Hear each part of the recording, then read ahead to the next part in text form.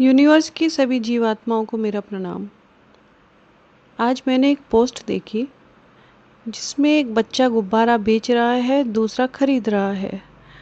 तो उसमें बोलते हैं कि खुशी के लिए पैसे कोई मायने नहीं रखता, क्योंकि बच्चा एक गुब्बारा खरीद के खुश था और एक बेच के खुश था। यहाँ मेरी एक चीज़ समझ में नहीं आई। गुब्बारा बेचा तो पैसा लगा, गुब्बारा खरीदा तो पैसा लगा, तो बिना पैसे के तो ये ले बेच पॉसिबल नहीं है। तो यहाँ माध्यम जो है वो पैसा हो गया, और जब माध्यम है तभी व्यापार है, लेना देना तभी है। जब लेना देना है तो अर्थ और व्यर्थ दोनों चीज़ उसमें है, जुड़ जाती हैं। बहुत छोटी सी और कॉमन सी बात है कि अर्थ है तो व्यर्थ ऑटोमेटिक चला आता है। इसका बहुत छोटा सा एक एग्जाम्पल देती हूँ। जैसे आम के साथ गुठली, बेर के साथ गुठली, केले के साथ छिलका, तो ये क्या है? ये व्यर्थ हैं।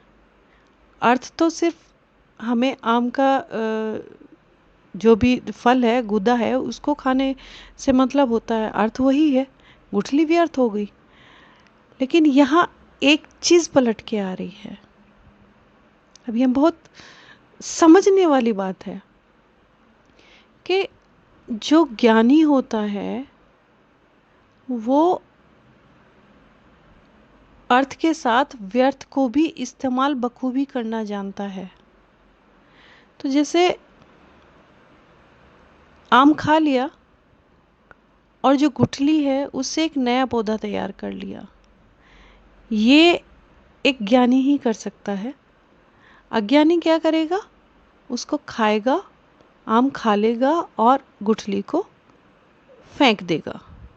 तो यानी कि उसको सिर्फ अर्थ से मतलब है, जो व्यर्थ है उसने फेंक दिया, उसको इस्तेमाल करना नहीं जानता। तो यानी कि जो उस व्यर्थ में अर्थ छिपा था उसके उपयोग से या उसके लाभ से वो वंचित रह गया। जब वो वंचित रह गया उस चीज़ से, तो क्या करेगा? कहेगा मेरे तो आधे पैसे बेकार गए हैं। अब यहाँ फिर वही बात आ रही है पैसे की। अब वहाँ उसको लग रहा है कि मेरा पैसा बेकार गया, मैंने एक आम लिया, उसमें आधे से ज़्यादा तो गुठली निकल गई, तो मुझे मिला क्या? अरे तुम उस गुठली का सही उपयोग तो करना सीखो। जब हम उस गुठली का उपयोग कर रहे हैं, बहुत अच्छे से कर रहे हैं, तो एक आम खाया, उसकी गुठली से एक पेड़ बना और हमने अनेकों आम उगा लिए। यही हमारी सार्थकता है उस व्यर्थ को अर्थ में बदलने की। वो कहते हैं ना कि एक रुपए का सिक्का आने को तैयार कर लेता है। पैसा पैसे को खींचता है, अर्थ अर्थ को खींचता है। तो अर्थ को खींचने के लिए उसे समझना भी जरूरी है कि कैसे अर्थ से अर्थ को लिया जाएगा। व्यय हटा दो, या व्यय का मतलब ही है खर्च करना। अब हमने जो जैसे गुठली है, तो उसको क्या किया हमने? ज़मीन में गाड़ा, उसको जल पानी जो भी देना था, खाद बीज जो भी, सब कुछ दिया, कुछ व्यय किया वहाँ, और जो उसका अर्थ है वो फल फूल बन के आ गया। बहुत छोटी सी बात है। तो यहाँ कुछ भी बिना व्यय के नहीं है, बिना पैसे के नहीं है, बिना लेन देन के नहीं है। इवन जो हम इस सृष्टि से एक प्रकार का लेन देन ही कर रहे हैं।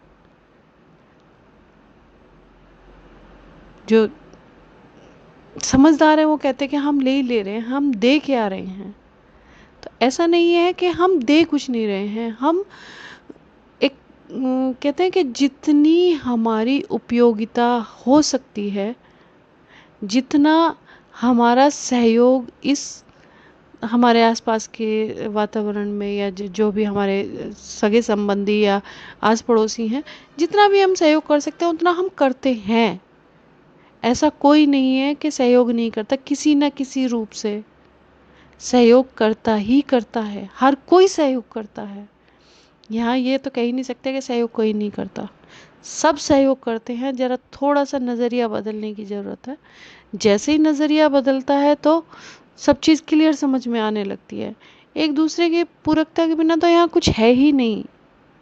हम पूरक ही हैं एक दूसरे के, आए व्यय में ही लगे हुए हैं एक दूसरे के साथ। अपने भीतर भी जाने के लिए हमें कुछ व्यय करना पड़ रहा है, हमें कुछ छोड़ना पड़ रहा है या कुछ अपनाना पड़ रहा है। ये कहूँ कि कुछ छोड़ना है तो कुछ अपनाना भी है। और जब हम उस चीज़ को समझ रहे हैं कि अपना क्या रहे हैं, हम अपनी सात्विकता, अपना जो एक मूल स्वरूप है उसको हम अपनाने का प्रयास कर रहे हैं। और छोड़ क्या रहे हैं, जो व्यर्थ मतलब हमारे किसी भी काम का नहीं, लेकिन वो दूसरे के काम का है। जैसे हम ऑक्सीजन ले रहे हैं तो कार्बन डाइऑक्साइड छोड़ रहे हैं, तो हमारे लिए वो व्यर्थ है क्योंकि हम उसका उपयोग नहीं कर सकते, बिल्कुल किसी भी कीमत पे नहीं कर सकते। लेकिन वो कार्बन डाइऑक्साइड किसी के लिए फायदेमंद है तो वो ले रहा है। कौन ले रहा है? पेड़ पौधे ले रहे हैं। तो ये आदान प्रदान हमेशा एक माध्यम के द्वारा ही चलता है और चलता ही रहेगा। तभी माध्यम ना हो तो कोई खुशी नहीं में हो सकती। इतनी लंबी चौड़ी बात में एक छोटी सी बात है थी, और ये इतना लंबा चौड़ा इसमें से जो भी निचोड़ निकल के आया है, यहाँ हर चीज माध्यम के बिना अधूरी है। तो माध्यम ना हो तो कुछ भी नहीं, इसलिए माध्यम ज़रूरी है। उसको उसकी अनदेखी ना करें कि खुशी के लिए पैसे की ज़रूरत नहीं थी, वो गुब्बारा खाली ले बेच कर लिया उन्होंने, ऐसा नहीं होता। कहते हैं कि ये मिट्टी हमें जो है ये फ्री मिल रही है, बच्चे मिट्टी में खेल के खुश होते हैं। तो जब मिट्टी में खेल रहे हैं वहाँ भी एक मध्यस्थता है। घर बनाया तो वहाँ पानी की मध्यस्थता है। हम बना रहे हैं, मिट्टी गीली करनी पड़ेगी, सूखी रेत का घर नहीं बन सकता। तो किसी न किसी रूप में, किसी न किसी रूप में मध्यस्थता होती ही है।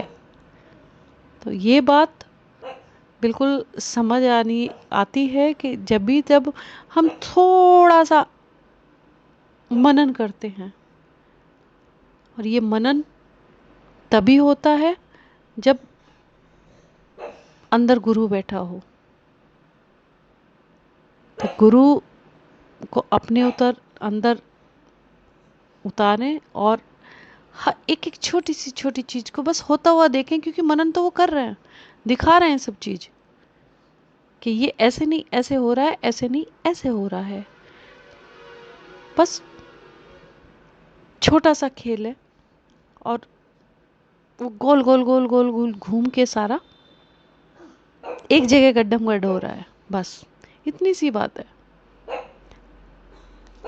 शायद कुछ लोगों को ये अटपटी बात लगेगी कि पता नहीं क्या बोलती रहती है, लेकिन जो समझने वाला है वो इस चीज़ को समझेगा कि हम माध्यम को कभी भी एक्सेप्ट नहीं कर रहे हैं।